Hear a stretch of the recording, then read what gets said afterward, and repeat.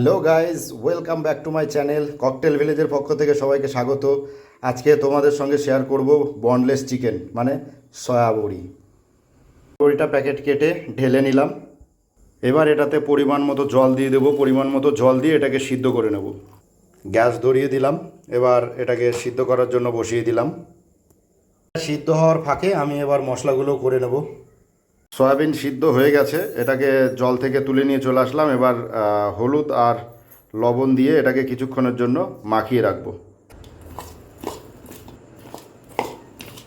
এদিকে আলুটাও কেটে নিলাম, এদিকে পেঁয়াজ নিয়ে নিয়েছি, এদিকে রসুন আর অলরেডি আদা আর শুকনো লঙ্কা এখানে বাটা চলছে।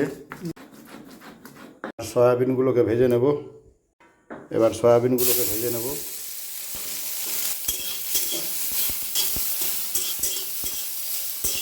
সয়াবিনের গায়ে ছ্যাঁকা লেগে গেছে। এবার সয়াবিন ভাজা হয়ে গেছে, সয়াবিনগুলো তুলে নেব।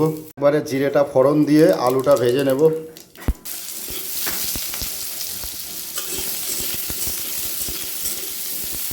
পরিমাণ মতো আলুতেও হলুদ দিয়ে দেবো, লবণও দিয়ে দিলাম।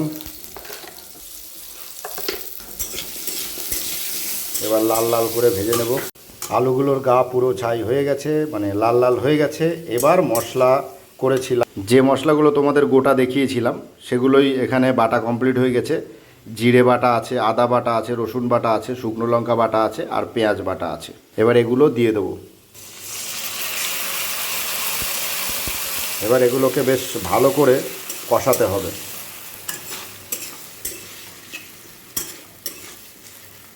এই দেখুন মশলাটা পুরো কষে গেছে আর তেল ছেড়ে দিয়েছে। এবার সয়াবিনগুলো দিয়ে দেবো এর ভেতরে। এবার সয়াবিনগুলোকেও একটু সামান্য কষিয়ে নেবো নেড়ে চেড়ে, তারপরে জল দিয়ে দেবো। এদিকে গরম জলটা বসিয়েছিলাম, এবার গরম জলটা দিয়ে দেবো।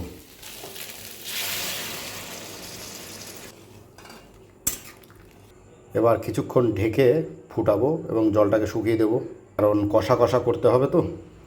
ঝোল একদম শুকিয়ে এসছে, কষানো কমপ্লিট। এবার একটু গরম মশলা, শাহি গরম মশলা দিয়ে নামিয়ে নেব।